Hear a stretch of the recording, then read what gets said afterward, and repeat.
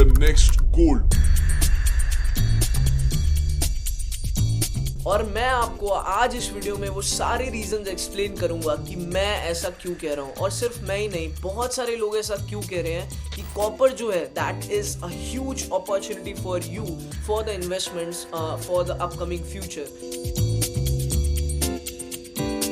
मैं आज आपको इस वीडियो में वो सारी चीज़ें एक्सप्लेन करूंगा in the very detail. So make sure you subscribe the channel.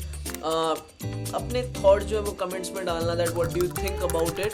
Also let's start the video with the question that can copper become the next gold. सबसे पहले मार्केट सिनेरियो समझते हैं कि मार्केट में एक्चुअली अभी चल क्या रहा है। गोल्ड के प्राइसेस ऑलरेडी स्काई रॉकेट हो चुके हैं। सिल्वर के प्राइसेस देखो ऑलरेडी भाग चुके हैं, इतना ज़्यादा प्राइस बढ़ चुका है।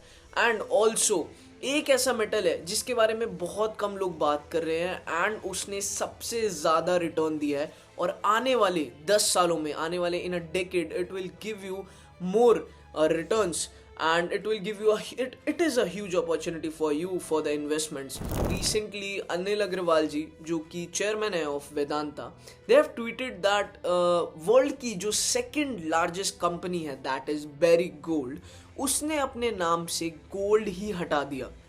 And do you know the reason why? क्योंकि उस कंपनी को लगता है कि गोल्ड जो है that is not the future, copper is the future.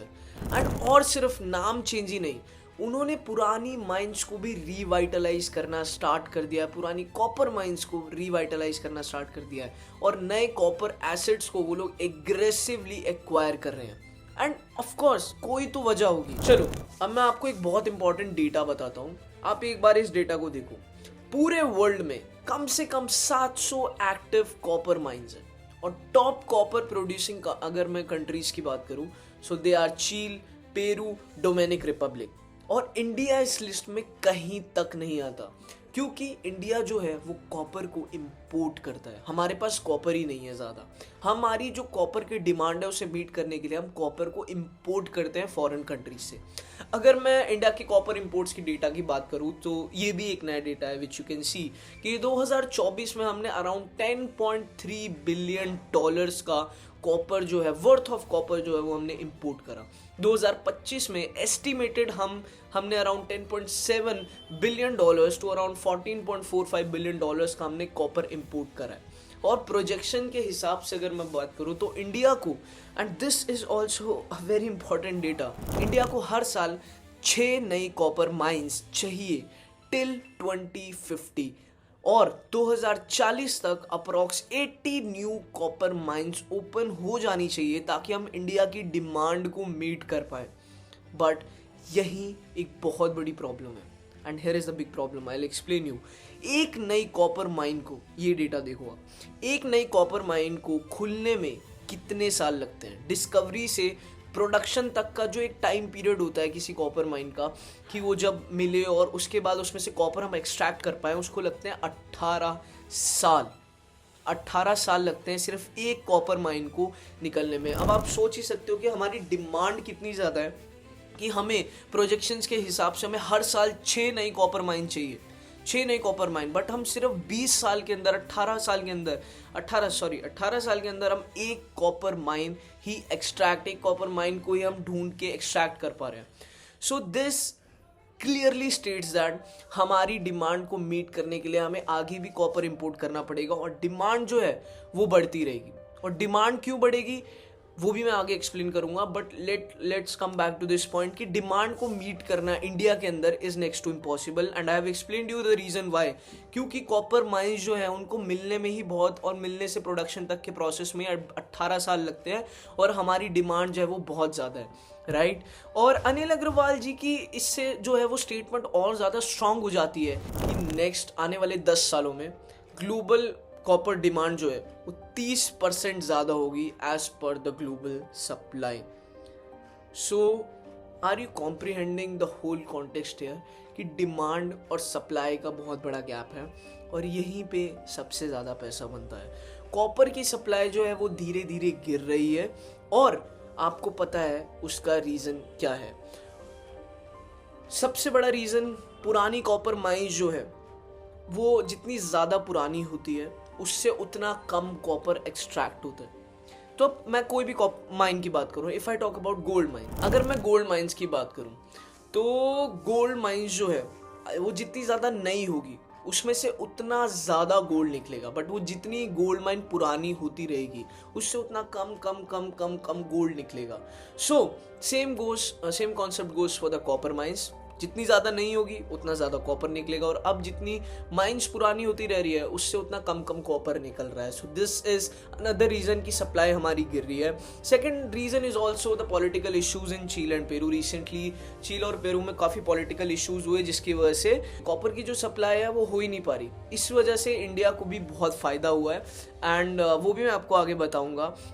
Company like HCL उसको काफ़ी फ़ायदा हुआ. सो बिकॉज पॉलिटिकल इशूज़ थे चील और पेरू में. Another reason is environmental regulations. Environmental regulations की वजह से भी सप्लाई जो है वो धीरे धीरे गिर रही है, और जब डिमांड बढ़ती है और सप्लाई कम होती है सो ऑफकोर्स आपके प्राइजेस जो है वो आपको ऐसे शूट अप करते हुए दिखेंगे. Even if you talk about copper, silver, gold, सबके प्राइजेस बढ़ेंगे. And this is the basic economics. अगर मैं ऐड ऑन करूँ ईवी के बारे में, सो अगर ईवी का रेवोल्यूशन हम देख ही रहे हैं कि काफ़ी ज़्यादा ईवी के अडॉप्शंस हो रहे हैं, गवर्नमेंट भी काफ़ी सपोर्ट कर रही है इंडिया के अंदर. सो ईवी का अगर रेवोल्यूशन आ रहा है so copper of course explode करेगा, and I will explain you the reason why. एक गाड़ी नॉर्मल पेट्रोल या डीजल व्हीकल जिसमें कंबशन इंजन यूज़ होते हैं उसमें अराउंड 40 to 60 kg का जो है वो कॉपर यूज़ होता है. और वही मैं बात करूं अगर एक इलेक्ट्रिक व्हीकल की, उसमें around 80 kg of copper use करा जाता है. Do you no?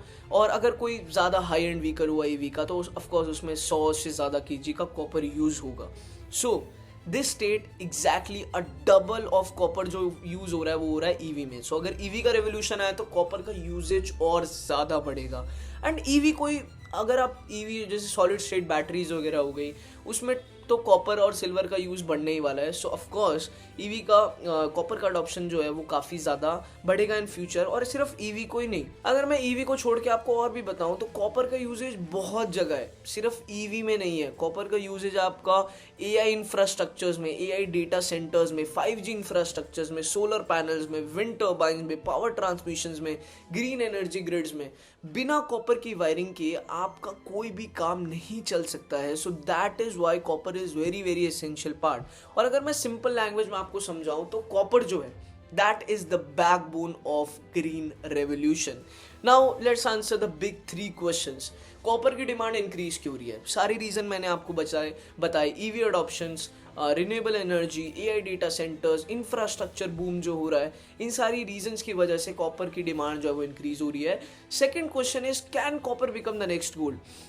As per my logical answer yes, but in a different way. Gold जो है वो आपका वेल्थ प्रिजर्व करने के लिए यूज़ होता है, और अगर मैं कॉपर की बात करूँ तो वो वेल्थ क्रिएट करने के लिए यूज़ करा जा सकता है. गोल्ड को लोग हेज करने के लिए यूज़ करते हैं, सेफर इन्वेस्टमेंट के लिए यूज़ करते हैं. और कॉपर जो है वो जनरेशनल अपॉर्चुनिटी बन सकता है आने वाले 10 सालों में और डिकेड में. और स्पेशली इंडिया की कॉन्टेक्स्ट में बोलूँ तो हमारी डिमांड काफ़ी ज़्यादा है, सप्लाई कम है, लिमिटेड डोमेस्टिक सप्लाई है. और चील और पेरू में अगर ऐसे पॉलिटिकल इश्यूज हो जाएं तो ऑफकोर्स हमारे इंडिया के जो स्टॉक प्राइजेज है, जो भी कंपनीज के स्टॉक प्राइजेज है वो शूट अप करेंगे. यही सेम रीज़न की वजह से सप्लाई एंड डिमांड. और सबसे बड़ा क्वेश्चन जिसके लिए अभी आप लोग यहाँ तक बैठे हो इस, क्या हम ऐसी कौन सी कंपनीज है जिनमें हम इन्वेस्ट कर सकते हैं जो कॉपर में डील करती हैं? ऐसी कौन से स्टॉक्स है जिनमें हम इन्वेस्ट कर सकते हैं that can be very helpful for us? So मैं आपको 2 चीज़ें बताऊंगा, Indian stocks and second is ETF.